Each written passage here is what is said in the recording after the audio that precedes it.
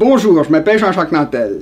L'intention évidente de gens comme Philippe Couillard et Valérie Plante quand ils lancent des commissions sur le racisme systémique au Québec, c'est bien sûr d'insulter les Québécois de souche, étant donné que c'est nous qui avons bâti le Québec et qui avons mis en place les systèmes qui supposément martyrisent les minorités.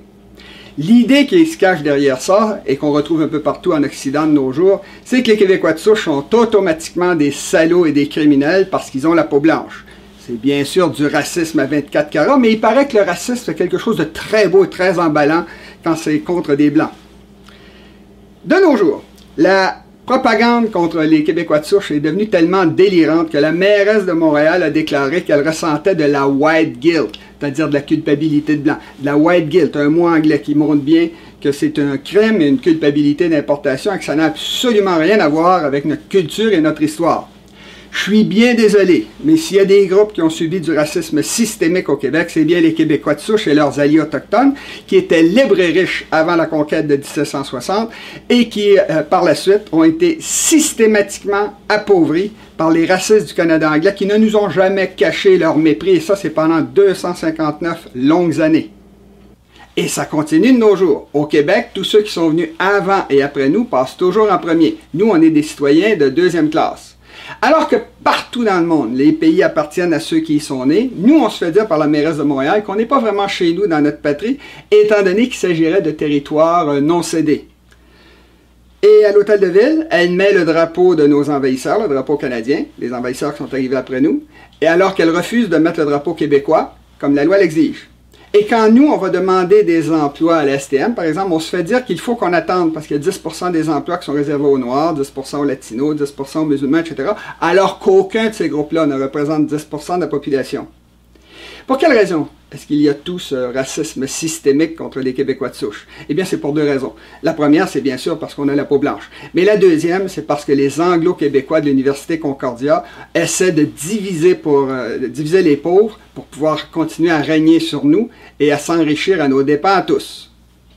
Ah, comme ça, Valérie Plante et Philippe Couillard veulent enquêter sur le racisme systémique au Québec. Eh bien qu'ils le fassent, mais depuis 1608 et surtout depuis 1760, on nous dit que nos ancêtres ont exterminé les Autochtones. Eh bien qu'ils nous disent à quel endroit et quand a eu lieu ce génocide au Québec.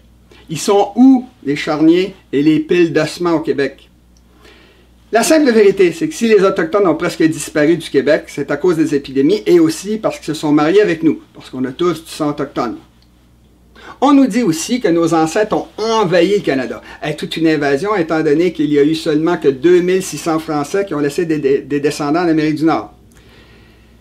Contrairement aux Anglais qui sont entrés ici à coups de canon, Champlain a créé une colonie commerciale et pacifique au beau milieu de ses alliés amérindiens. Des alliés qu'il a d'ailleurs accompagnés quelques mois plus tard dans le futur État de New York pour combattre leurs ennemis iroquois. La simple vérité, c'est que pendant tout le régime français, nous avons respecté les droits des Autochtones qui étaient nos amis, nos fournisseurs et nos clients. C'est pas nous, c'est les Anglais qui avaient le total contrôle des Autochtones depuis 1760, qui leur ont volé leurs terres et qui les ont mis dans des réserves et dans des pensionnats. Ah, c'est pas vrai que les Québécois de souche ont subi du racisme systémique, alors que des généticiens viennent expliquer à la commission de Valérie Plante quels sont les torts génétiques qui nous ont empêchés de redevenir riches après 1760. C'est un pur mensonge que nous avons martyrisé les Juifs, les Noirs, les Latinos et surtout pas notre petite minorité anglaise qui encore aujourd'hui est nettement plus riche que nous.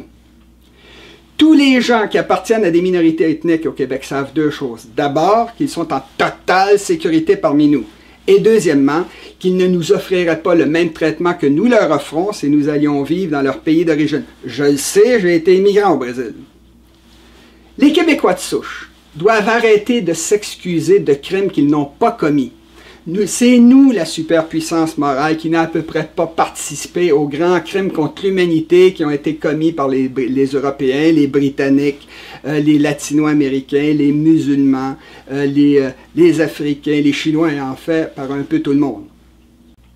En 4 siècles d'histoire, nous n'avons à peu près rien fait, alors qu'en 2 siècles et demi, le Canada anglais, qui appuie tous ceux qui nous insultent, a commis au moins 4 crimes racistes.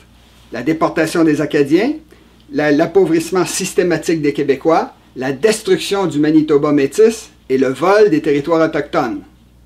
Ne comptez surtout pas sur vos chefs pour défendre vos droits, vos intérêts ou même la simple vérité. Ils sont beaucoup trop occupés à se faire élire. Lancez plutôt une pétition populaire pour exiger que la commission de Valérie Plante fasse toute la lumière sur les crimes racistes qui ont été faits au Québec, mais depuis 1608 et surtout depuis 1760. On verra bien à ce moment-là c'est qui les racistes, les agresseurs et les sadauds. N'oubliez pas de répandre cette vidéo autour de vous, parce que c'est ça la vérité. Salut!